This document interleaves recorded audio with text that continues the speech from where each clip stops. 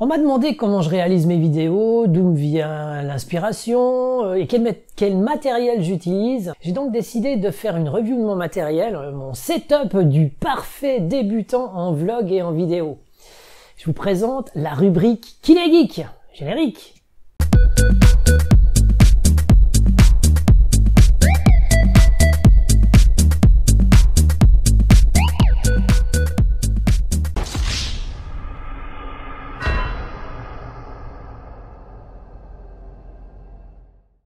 Alors, je vous le disais en titre, on va surtout parler matériel et vous allez voir qu'il n'y a pas besoin d'avoir un matos de ouf pour se faire plaisir et puis pour débuter en vlog et en vidéo.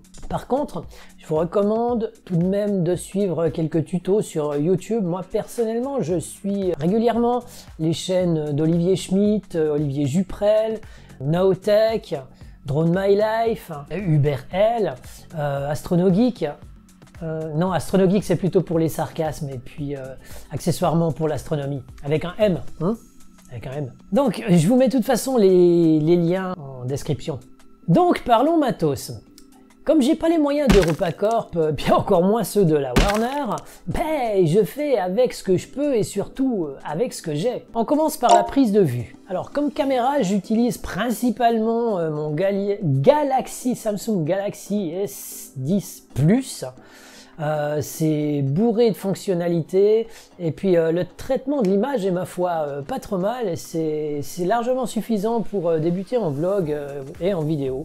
En général, je l'utilise à bout de bras, mais pour un travail un petit peu plus fouillé, je le monte sur un stabilisateur DJI Osmo Mobile qui, en plus de la stabilisation, offre pas mal de fonctionnalités comme le suivi de sujet, le time-lapse, l'hyperlapse pour la vidéo et puis pour la photo, les modes panoramiques par exemple. J'utilise également un trépied à mât, un vieux trépied à mât qui a fait le tour du monde avec moi et ça commence à se voir. D'ailleurs, la pièce que vous voyez ici, c'est une réparation de fortune qui a été effectuée par un petit artisan sur les bords du lac Titicaca à plus de 3800 mètres d'altitude.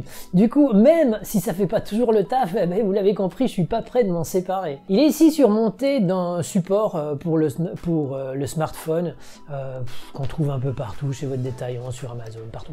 Pour capter le son, donc je branche un micro, c'est un Mourive VMC 100GY avec ou sans sabonnette selon les circonstances, il y a du vent ou pas de vent.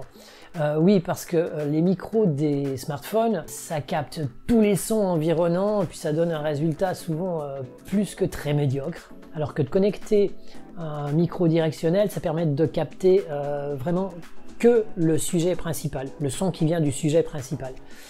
Bon, attention, si vous connectez un micro sur un smartphone, il faut un convertisseur TRS vers TR-RS. Parce qu'un jack normal, ça a deux bandes.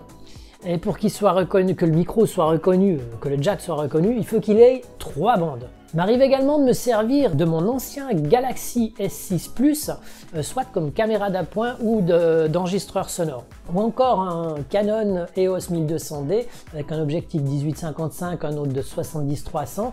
Mais cette caméra, elle n'est pas très adaptée à la vidéo parce qu'elle filme qu'en Full HD.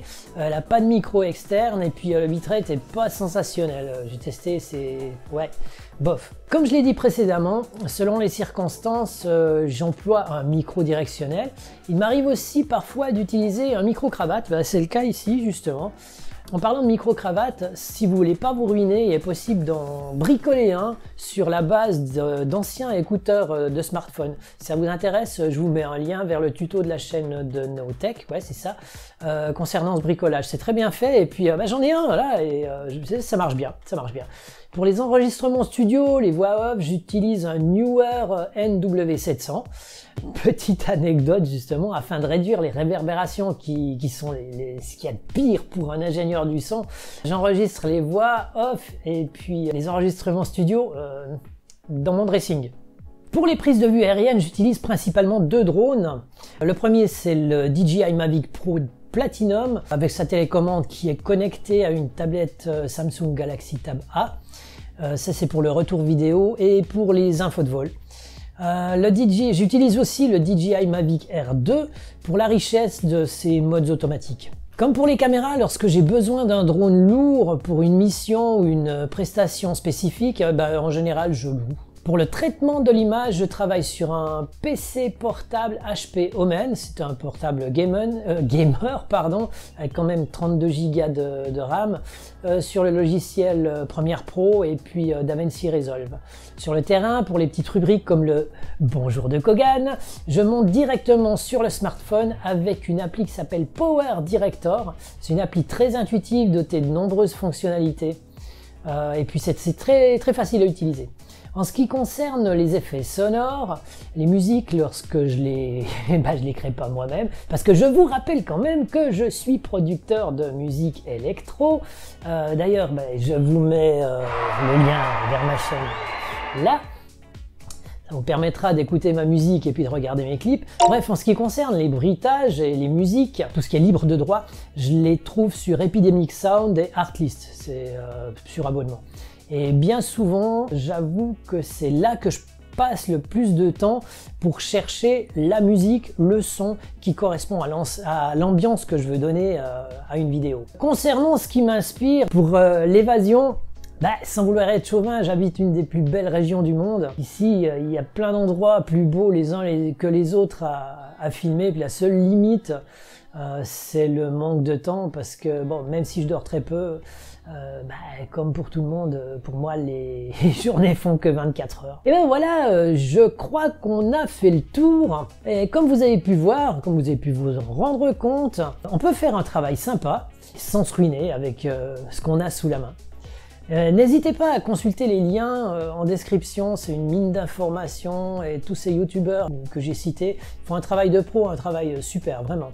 Bien entendu, visitez également Videodrone06 qui est ma chaîne pro et Kogan Silver Cloud sur laquelle vous pourrez apprécier les clips vidéo de mes titres électro. C'était Kogan Silver Cloud pour la rubrique Qu'il est geek sur Qu'il est con TV.